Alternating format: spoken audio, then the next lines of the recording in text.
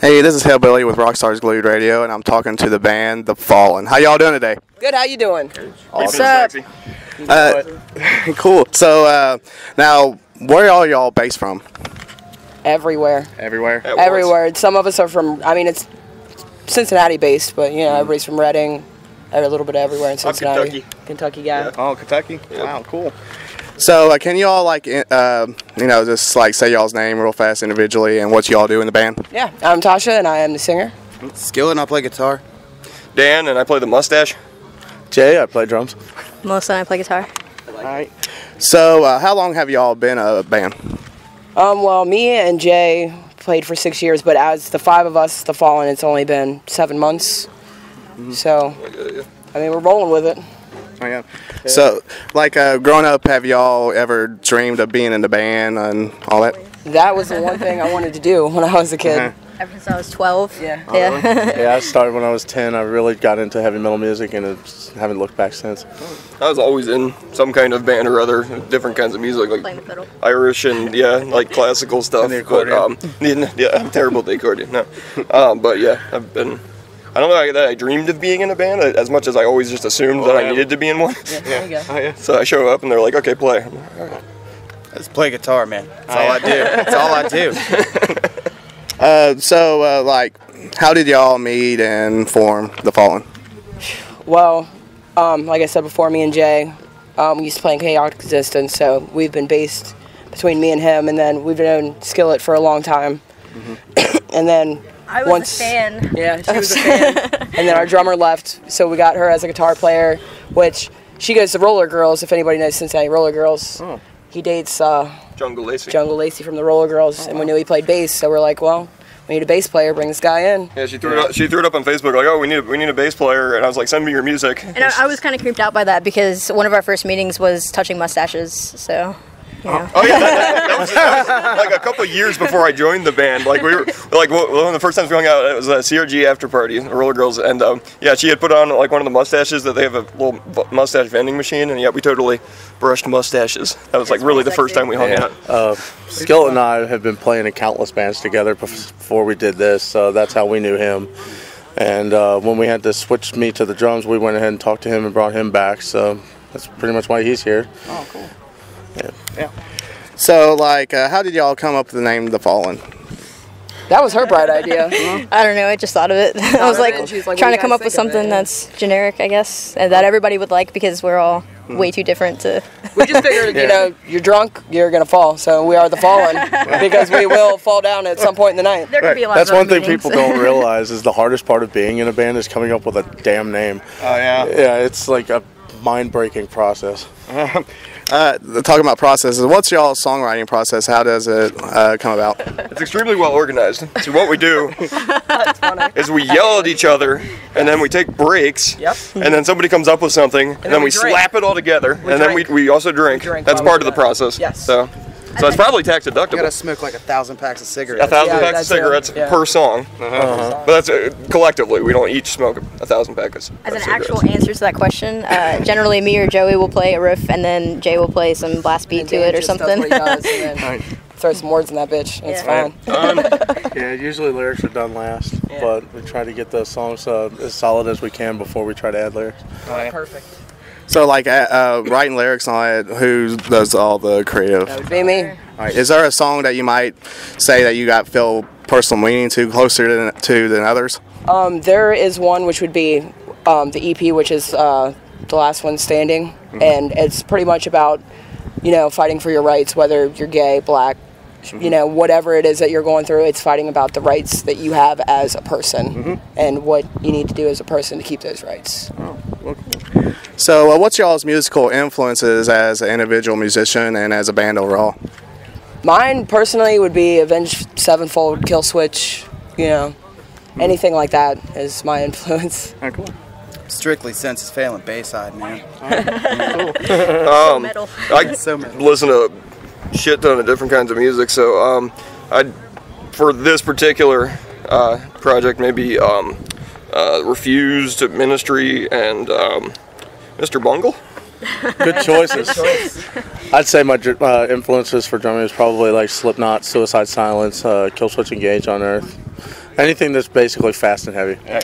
As I Lay Dying, Kill Switch, and As I Lay Dying and Kill Switch. Awesome. So, Kill switch. Yeah. Oh, okay. so is there like a band or another musician you would like to work with later on down the road, whether it's on stage or even in the studio with? Carrot Top. I mean, a lot of people know them now, but Eyes on Tomorrow, they're good friends of ours. Yeah. And we've known Sam and Daniel and Kevorkian, Dave Kevorkian. We've known them all for a long time, and they're all really great. And I would love to work something out with all the members and all of us as well, and get something. Yeah, definitely awesome. check out Eyes on Tomorrow. They're a great local band that Adam definitely D deserve the attention. from Kill Switch. He's amazing at everything. And yeah. I'm going to work with Tom Waits if we can arrange that. Oh, yeah. It's not going to happen, but... I'm a big Henry Rollins fan. I Really? feel like he'd be pretty legit to work with. That's if he doesn't set your ass on fire. That's cool. He's got a flame retardant ass, so it should be fine. Well, you definitely got the retarded part, right? Hey-o! So what's happening with you all after tonight, after playing the show? I mean, is y'all going to do more in the studio, or you want to be on the road? What? Well, we're looking to get our merch is our main thing. You know, we're getting our shirts, Titties in My Face Bitch, if anybody's heard it, been to our show. I have. Awesome song. We're getting our shirts, you know, our stickers and everything set up, and we plan on doing an East Coast tour next spring is what we're planning for. But as of right now, just trying to play with different bands, different local venues, and just get our name out. Pretty much. For the most upcoming, we're going to try to play a little bit less shows and try to write a lot more material. Get everything perfect. Yeah, get some more songs out there. Right. So now, how long? I know, like you, I have seen y'all play out a lot for like 3 times, and it's really great. So, like, how can you keep up with your voice, like doing those screaming and all that? You know what? I don't have an answer for you. No, you don't. I honestly don't, because a lot of people are like, "How do you do it?" And you know, I smoke and I drink. I don't normally warm up before I play. Sometimes I will, sometimes I won't, and if I do, it's just a couple screams here and there. But other than that, I don't warm up ever. That's why you sound like a cat. And it just comes out, and that's what I go with. Oh, yeah. So now, like for you, how long have you been playing the guitar? Since I was 12, so 12 years. Oh wow, awesome. So like, what made you start playing the guitar? My stepdad is actually a musician. He played in Hellcat Alley, Alias. He was in a couple other bands way back in the day, and he never really taught me, but it was kind of cool to watch him play, so I kind of started to pick it up. All right, cool. So what's your all's favorite thing being in a band? Booze. Yeah, drinking, and it's just fun because we're all really good friends. You know, we're good friends. We all get along really well. Playing out's the most. It's fun. It is fun. Just getting reactions and from everybody else. playing your heart out. Yeah. It's always fun to hear people be like, "Oh man, you're awesome," and then You're the titty band. Yeah, the titty band. But yeah, man, being on stage is just an indescribable thrill. It's like something that not everybody gets to do, and honestly, I feel really lucky to be able to do this, especially with this group of people here. I like playing our songs because I like our songs. I'm a fan of our songs, so when I'm playing the bass and I play it right, which occasionally happens, I'm like, wow, that sounded really good. I'm now excited about what I'm doing right now on stage. So yeah, the most exciting thing I've ever seen is the time he hit the right note. Oh man, it was. I remember it was 4 years ago today. So that's what my next question is: whether you play out on the stage or whether it be in the studio. What and why? Which would you prefer? I like playing out, to be honest. Like, the studio is hard work. It's a lot of work, but playing out, and it's the fun, and being out with people, and people enjoying your music. Everybody's drinking, having a good time. Even if people don't drink, everybody's still having a good time and enjoying the music, whether it's us playing, another band playing. It's the fact that people are coming out, and more people need to start to do that. Right. You know, keep local music going. As it's looking right now, the scene is pretty dead, and it's the local bands that are out now are trying their best to try to bring it back. Yeah. And it's only going to come back if the people start coming to the shows, because honestly, without the fans, you're not going to have anything. Right. But if people don't come out, then we're just going to start doing metal door to door. Yeah, I'll just kick down their house and go, "Granny, rock the fuck out." We should start that. That'd be a good project service, to work honestly. on. Public service, Door-to-door metal, that'd be awesome. Just grab a Give semi. back to the community after taking Yeah, we'll play on a much. flatbed. Right. Sounds good. Well, talking about like people showing up to the shows, because I've have been doing a lot of interviews, and a lot of the older bands that's been around for years, they said, I just want to know what's the pros and cons about social media, like Facebook and all that, because if it's a good thing or if it's a bad thing. And then plus, I've been talking to a lot of older bands, and they said, well, it used to be fun back in the day. Like, have you ever seen that movie, Rockstar, where, you know, it's like a battle. It was putting up your flyer and all that. But what do you think about social media today, where people just post up on Facebook and hopefully somebody will show up? It's not as good as it used to be. Like, back in the day, like, we used to play with Asgus all the time. Social media. And like I said, we've been in a band for a long time, me and him. And back in the day, it was word of mouth. You know, and Facebook, it's a good social media, but at the same time, it's promoting. It takes away the underground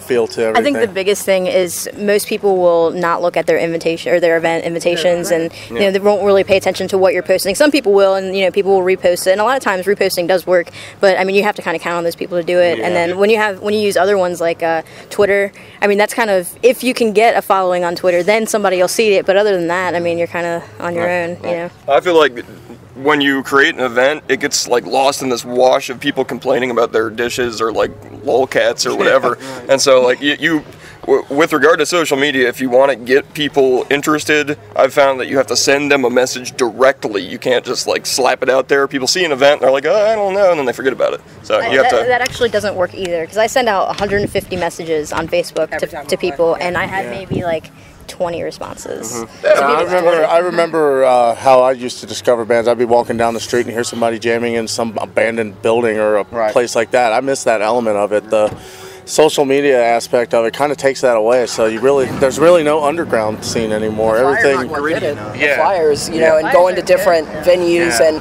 placing flyers, and now everybody's doing it on Facebook. It's like everybody's just scrolling through it. These girls are ninjas with the flyers. They'll like walk through a bar and like as soon as you turn around, like every table has a flyer. And, like they're like posted, and like the bartender's wearing one on their hat. And you're like, how did this happen? Right. Yeah. So while we do still do the social media thing, we still try to do things the old-fashioned way as well. Right. So, what do you see as your biggest challenges to overcome as a musician or playing in a band? Not getting on each other's nerves. Yeah, that's the main thing, is not getting on each other's nerves. How dare you? And I think another thing is getting people to come to shows and, you know, actually listening to you. Because, I mean, once people listen, a lot of people have a pretty good response, a positive response towards us. But it's just actually getting people to, you know, get on Facebook or get on Reverb Nation. And those people to actually share as well. You know, they don't share something that they enjoy as well to other people they know that they enjoy, then how's it going to get out anywhere?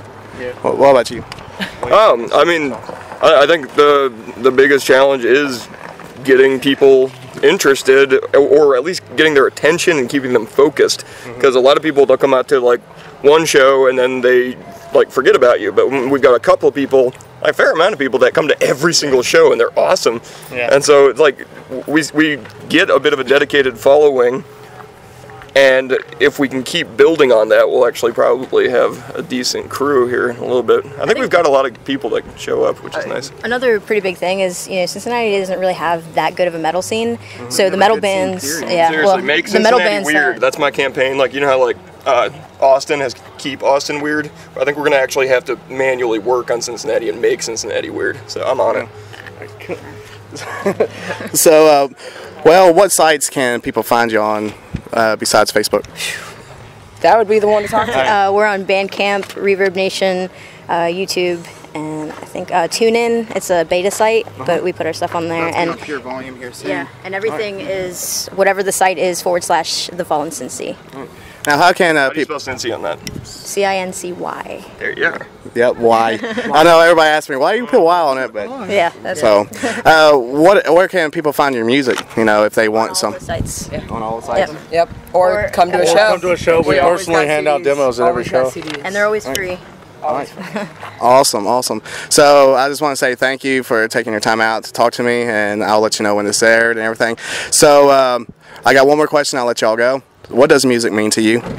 Everything. Yeah. Music is something that controls my life personally. It can control emotions, pretty much anything, and then playing it is just a whole different story. You know, it's everything. Oh, absolutely. I want to do this for the rest of my life. And honestly, if I can't do it anymore, then just kill me now. That's all. I think music is universal. Like, if once you can play music, you don't need to, I mean, it would help to learn other languages, but you can speak to anyone directly and they will understand you, no matter what the language is. So it's a way to understand the world, and that's, I don't know, I use music in absolutely everything that I do. It's soul and emotion, man. It saves lives or it could kill you, you know? Just playing it and listening to it, man, just finding all new shit. It's a rush. Music keeps me sane. I mean, if there was no music in the world, I don't know what the fuck I'd do with myself, to be honest. I mean, music, whether it's to put me in a good mood, which it usually does, you know, throwing something good. You could be in the worst fucking mood, and all of a sudden, hey. If I'm angry, I got music I can put on too, you know. Yeah. Music is basically the world, period. Yeah. That's just what it is. I also like it when music makes you feel something.